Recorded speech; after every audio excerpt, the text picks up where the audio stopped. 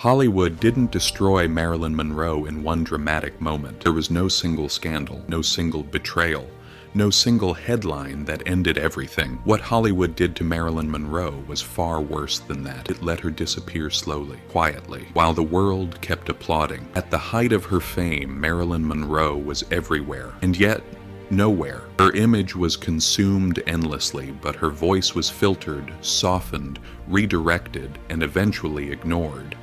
She was surrounded by people, contracts, cameras, schedules, and noise. Yet she lived in a kind of emotional isolation that few could survive. And the most dangerous part? Almost no one noticed.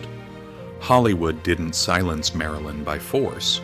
It silenced her by smiling, by nodding, by pretending to listen, and then doing nothing. By the mid-1950s, Marilyn Monroe had already begun to understand something terrifying. The industry that had lifted her up had no idea what to do with her once she stopped being simple, once she started asking questions, once she wanted meaning instead of approval. At first, the resistance was subtle. Scripts arrived that looked important, but felt hollow.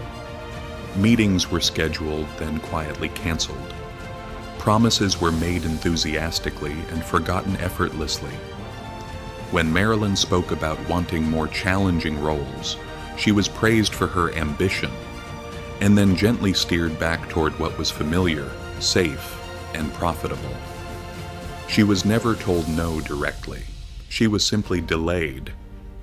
Delayed long enough to doubt herself. Delayed long enough to feel unreasonable. Delayed long enough to wonder if wanting more was a flaw. This is how systems break people without appearing cruel. Marilyn sensed the shift before anyone else did. She felt it in the way conversations ended too quickly, in the way rooms grew quieter after she spoke, in the way decisions were made without her presence, then presented as if they were inevitable. She began to realize that Hollywood preferred her silent gratitude to her growing awareness. And awareness in Hollywood is dangerous. Marilyn was not unaware of her own image. She knew exactly what the world saw when they looked at her. She knew the power of it. She also knew its limitations. Beauty opened doors, but it also closed conversations. People listened to her body long before they listened to her thoughts. And eventually they stopped listening altogether. What terrified Marilyn most was not being misunderstood. It was being reduced. Reduced to something that could be replicated, replaced, discarded. She watched younger actresses arrive, eager, hopeful, desperate to be chosen, and recognized herself in their fear. She watched the same cycle repeat. Admiration followed by control. Opportunity followed by expectation, attention followed by erasure. And she understood something deeply unsettling. Hollywood didn't need to destroy her. It only needed to wait. Marilyn's loneliness did not come from isolation. It came from invisibility. From speaking and realizing that her words floated past the room without landing anywhere. From being praised constantly and understood never. She began writing more, not for scripts, for survival. Her notebooks filled with thoughts about identity, worth, and the strange contradiction of being adored by millions while feeling fundamentally unknown. She wrote about exhaustion, about being tired of pretending strength was effortlessness, about the pressure of being easy for others to consume. And slowly something inside her began to fracture. Not dramatically, not visibly, quietly. The industry noticed changes in her behavior and labeled them conveniently. She was difficult, unstable, sensitive. Words that sounded descriptive but functioned as warnings. These labels traveled faster than truth ever could. Once labeled, Marilyn found herself alone in rooms that used to welcome her. The laughter was still there, but it no longer included her. She became a topic rather than a participant. This is how exclusion begins, not with rejection, but with distance. Hollywood began protecting itself from Marilyn's complexity, because complexity disrupts control. And Marilyn Monroe was no longer simple. She wanted ownership. She wanted respect. She wanted to be treated as an artist, not an ornament. Each of these desires on its own was forgivable. Together they were threatening. Executives spoke about her potential while quietly planning around her absence. Directors admired her instincts, but grew impatient with her need for emotional truth. Friends worried she was pushing too hard in an industry that punished resistance. Marilyn began to feel like she was standing in the middle of a room where everyone else had already decided to leave, without telling her. And yet she stayed. She stayed because she believed for a long time that honesty would eventually be rewarded, that talent would eventually be recognized, that if she endured long enough, the industry would meet her halfway. It never did. What it did instead was allow her to carry the weight alone. Marilyn Monroe did not collapse under fame. She collapsed under neglect disguised as success. And this is the part of the story Hollywood never tells. Marilyn began to understand that Hollywood had a particular talent. It knew how to appear generous while withholding what mattered most. Meetings were held, smiles were exchanged, contracts were discussed. But none of it translated into real agency. Decisions about her career continued to be made in rooms she was not invited into, by people who spoke about her as if she were a concept rather than a person. She was told she was lucky. She was told she should be grateful. She was told she was loved. And yet, whenever she tried to steer her own path, she felt resistance. Not loud, not aggressive, but persistent and exhausting. A gentle pressure pushing her back into a version of herself that others found easier to manage. This kind of pressure is difficult to explain because it leaves no bruises. It does not raise voices. It does not demand obedience openly. Instead, it rewards compliance and quietly punishes independence. Marilyn felt this every time she asked for more complex roles and received sympathetic nods instead of action. Every time she expressed frustration and was reassured rather than respected. Every time she spoke honestly and was met with silence disguised as patience. She began to doubt her own perception. Maybe I'm asking for too much. Maybe I don't understand how this works. Maybe wanting more means I'm ungrateful. This is how gaslighting operates inside systems of power, by convincing the individual that their discomfort is the problem, not the environment.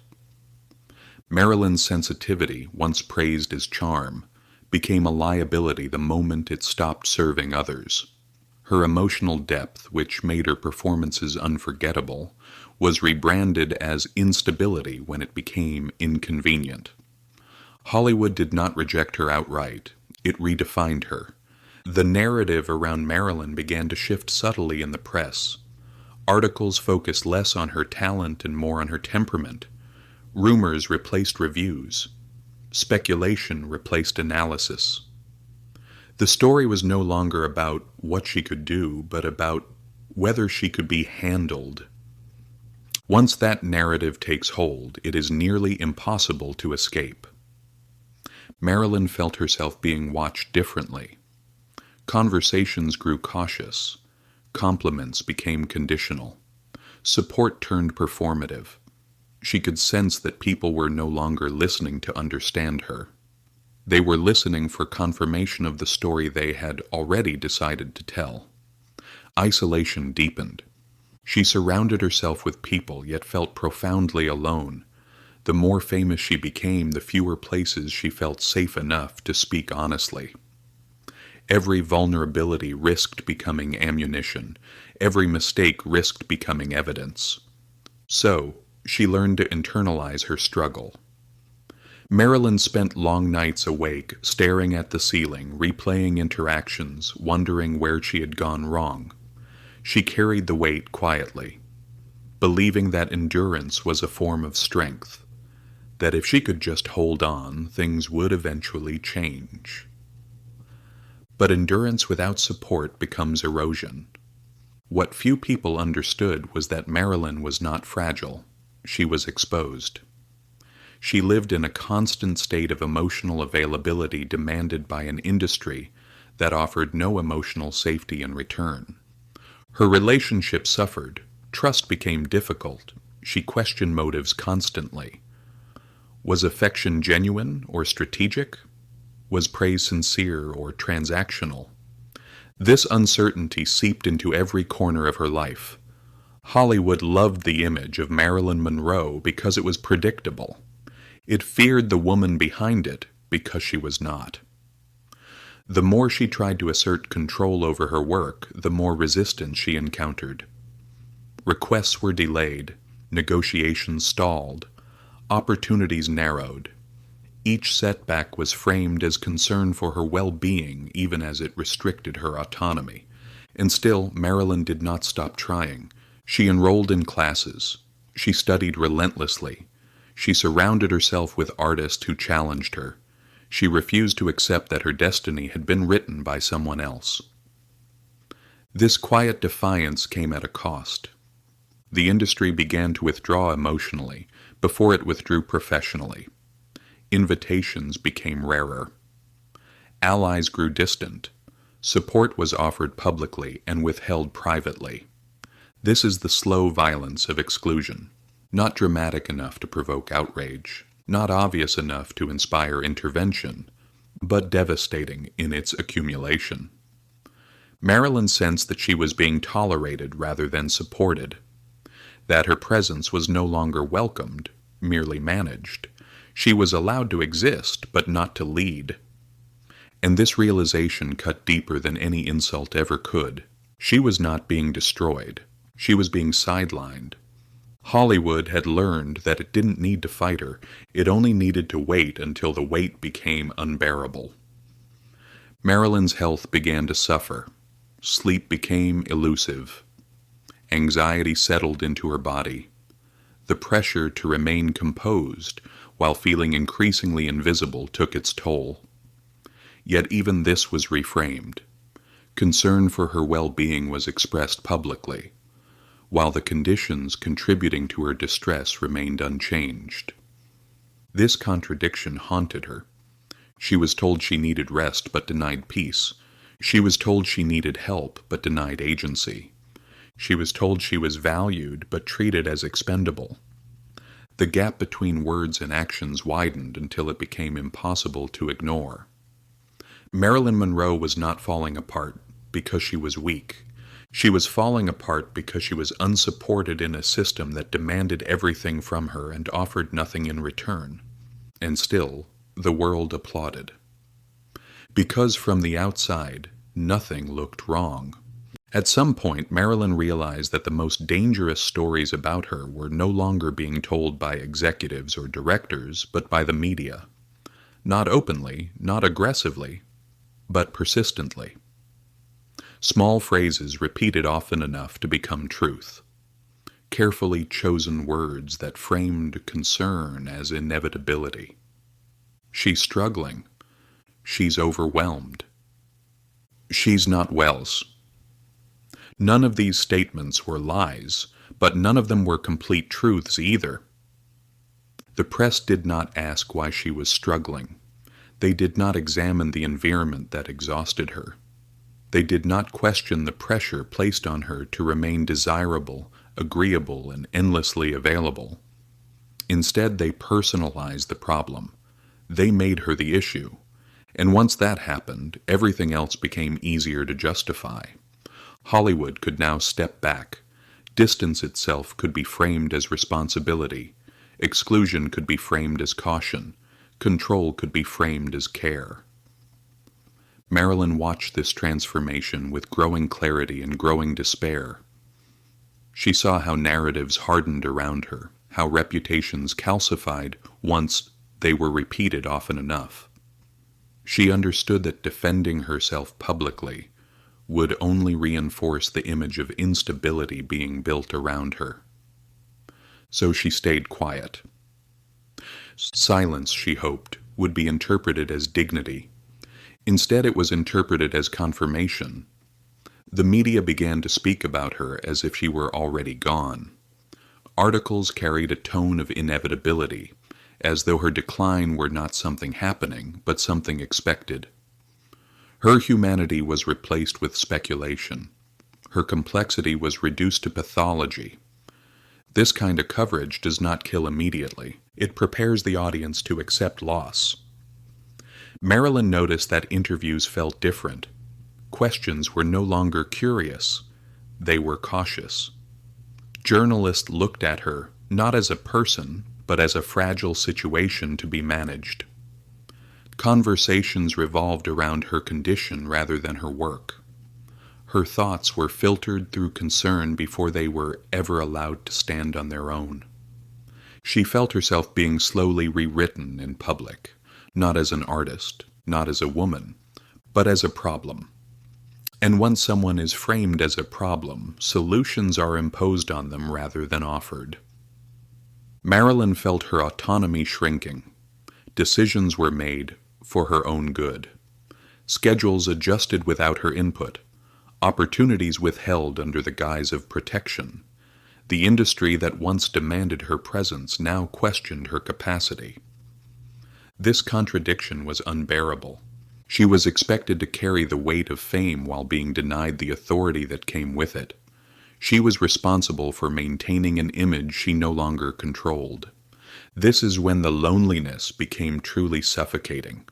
Not because she lacked people around her, but because she lacked allies.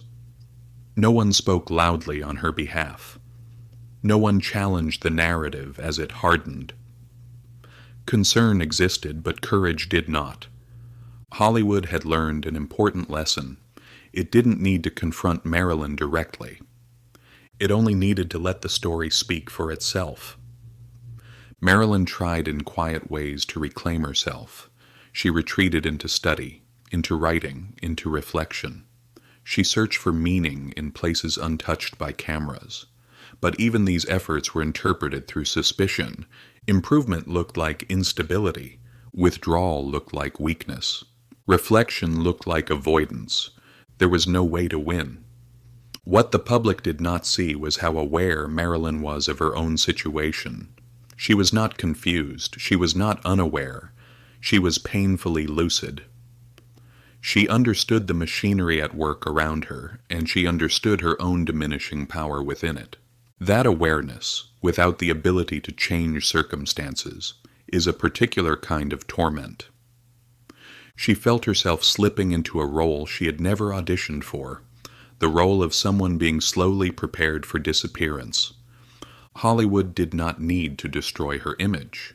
It needed to make the audience comfortable with losing her, and it did so by turning concern into expectation. Marilyn's attempts to assert control were met with subtle resistance. Contracts were renegotiated, conditions imposed, trust eroded.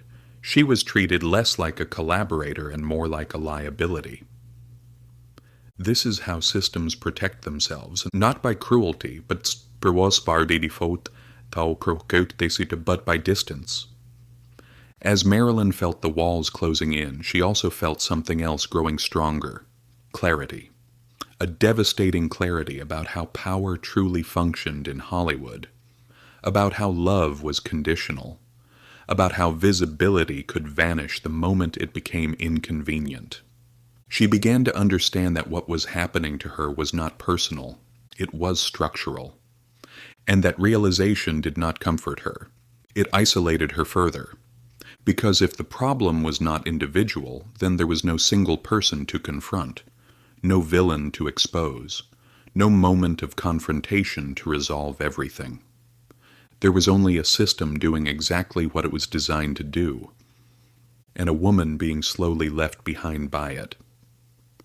Marilyn Monroe was not being pushed off a cliff. She was being asked silently to step back and fade, and the world was being trained to accept that as natural. There is a moment in every system of power when concern stops being care and becomes control. It does not announce itself. It does not arrive with force. It arrives politely, disguised as responsibility, wrapped in language that sounds reasonable enough to be unquestionable. Marilyn reached that moment quietly. People around her began speaking less about what she wanted and more about what was best for her. Decisions were framed as protection. Restrictions were framed as support. Oversight was framed as necessity. And each step, taken alone, seemed harmless. Taken together, they removed her authority over her own life. Hollywood did not take control from Marilyn in one decisive act. It fragmented her agency slowly, piece by piece, until there was nothing left to defend. She was no longer consulted. She was informed.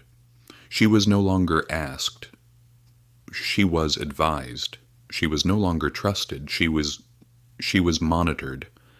And always, the justification was the same. We're just trying to help. This is the most dangerous sentence a system can use because it makes resistance look unreasonable. Who argues against help? Who rejects concern without appearing ungrateful? Marilyn felt this trap closing around her. The more she tried to assert independence, the more she was met with warnings about stress, about perception, about how fragile her situation appeared to outsiders. Her strength was reinterpreted as denial. Her boundaries were reinterpreted as instability. Her desire for autonomy was reinterpreted as risk. This reframing was devastating. It meant that every attempt to reclaim herself only confirmed the narrative being built around her. The more she resisted control, the more control was deemed necessary, and the people making these decisions rarely saw themselves as cruel. They believed they were being careful. Marilyn noticed how quickly concern shifted to authority, how easily advice turned into instruction, how subtly choice disappeared. She began to feel like a guest in her own life, present, but without permission to rearrange anything. The contradiction became unbearable. She was told she needed structure but denied freedom. She was told she needed support but denied trust. She was told she needed guidance but denied voice. This is how infantilization works. Not by overt dismissal, but by constant supervision. Hollywood had learned that it could no longer rely on Marilyn's gratitude to maintain control. So it relied on her fear instead. Fear of losing opportunities. Fear of being labeled uncooperative. Fear of confirming every rumor whispered about her. Fear is an efficient tool. It does not require enforcement. It requires anticipation. Marilyn began to censor herself instinctively. She measured her words, softened her opinions, hesitated before expressing frustration. She tried to perform stability in a system that denied her agency. But performing stability while being stripped of control is exhausting. She began to feel trapped between two impossible expectations: to appear independent while being treated as incapable, and to accept help without surrendering herself. This tension wore her down, not in visible ways, not dramatically, internally. The public still saw glamour, interviews still showed smiles, performances still captivated, but behind all of it, Marilyn felt increasingly disconnected from her own life. She was living inside a version of herself curated by others, and she knew it. What made this loss of control particularly cruel was its ambiguity. There was no clear enemy, no single decision to protest, no moment she could point to and say, "This is where it changed." Everything had changed, but gradually enough to be undeniable and yet impossible to confront. Hollywood did not imprison Marilyn. It surrounded her with open doors that all led to the same place. She began to withdraw, not because she wanted isolation, but because engagement had become dangerous. Every interaction carried the risk of being misinterpreted. Every boundary risked becoming evidence. Silence felt safer, and that silence was misread as withdrawal. This misreading became self-perpetuating. The more Marilyn retreated to protect herself, the more she was portrayed as unreachable. The more she was portrayed as unreachable, the more decisions were made without her. Control justified itself. Marilyn was no longer allowed to be complex. Complexity required patience. Patience had become inconvenient. Hollywood preferred solutions, and solutions by their nature remove agency from the person they claim to help. Marilyn Monroe was not losing control because she was incapable. She was losing control because the system had decided she was too unpredictable to be trusted with it. And once that decision is made, reversal becomes nearly impossible. The tragedy was not that Marilyn needed support. The tragedy was that support replaced consent, and that distinction made all the difference. By the time the world began to worry openly about Marilyn Monroe, she was already alone. Not alone in the sense of emptiness, not alone in the sense of abandonment, but alone in the most dangerous way possible, alone in responsibility without power. Everything around her had become managed: her schedule, her image, her reputation, her well-being. Decisions were made quickly, efficiently, and always with the assurance that they were necessary. Yet none of those decisions belonged to her. The final stage of this process was not cruelty. It was indifference disguised as concern. People stopped asking Marilyn what she needed. They started assuming. And assumptions are easier than listening. They remove urgency. They remove accountability. Someone else would handle it. Someone else would notice. Someone else would intervene. No one did. This is how systems avoid guilt. By distributing responsibility so widely that it disappears. Marilyn Monroe did not vanish suddenly. She faded in full view of everyone who believed visibility meant protection. Her struggles were known, discussed, analyzed, but rarely addressed in ways that restored her agency. Help existed, care existed, empathy existed, but ownership did not. And without ownership, help becomes hollow. In her final years, Marilyn lived inside a contradiction that would break almost anyone. She was monitored constantly, yet supported inconsistently. She was advised endlessly, yet trusted never.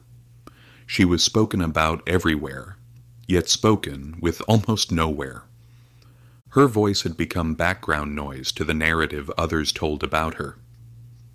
What remains most unsettling is not how she died, but how prepared the world was for her absence. The public shock was loud but brief. The explanations came quickly. The story was simplified, the discomfort was resolved, a fragile star, a tragic ending, an unfortunate inevitability. This framing was convenient. It allowed the system to move on without reflection. Because inevitability implies innocence. It suggests no one could have done anything differently. But inevitability is often manufactured. Marilyn Monroe was not doomed by her nature. She was not defeated by fame. She was not destroyed by weakness. She was worn down by a system that demanded her presence while denying her control, that profited from her openness while punishing her resistance, that celebrated her image while erasing her personhood. Hollywood did not kill Marilyn Monroe. It let her die slowly. By waiting, by watching, by managing, instead of listening, by calling control care. And silence, stability. And perhaps the most disturbing part of this story is not what happened then, but how familiar it still feels now. Because systems rarely change their methods, they only change their language. Today, we still see people celebrated publicly and abandoned privately. Still see concern used as justification for control. Still see complexity framed as instability. Still see responsibility dissolve into collective inaction. Marilyn Monroe's story is not just about a woman who lived in the spotlight. It is about what happens when a person becomes an image first and a human second. It is about what happens when no one feels individually responsible, and everyone feels collectively absolved. And it is about how quietly a life can slip away when silence is mistaken for safety. Marilyn Monroe deserved more than admiration. She deserved autonomy. She deserved trust. She deserved to be heard. The fact that she wasn't is not a mystery. It is a warning. And the question her story leaves behind is not what happened to her. It is what we continue to allow to happen when we mistake watching for caring and management for love.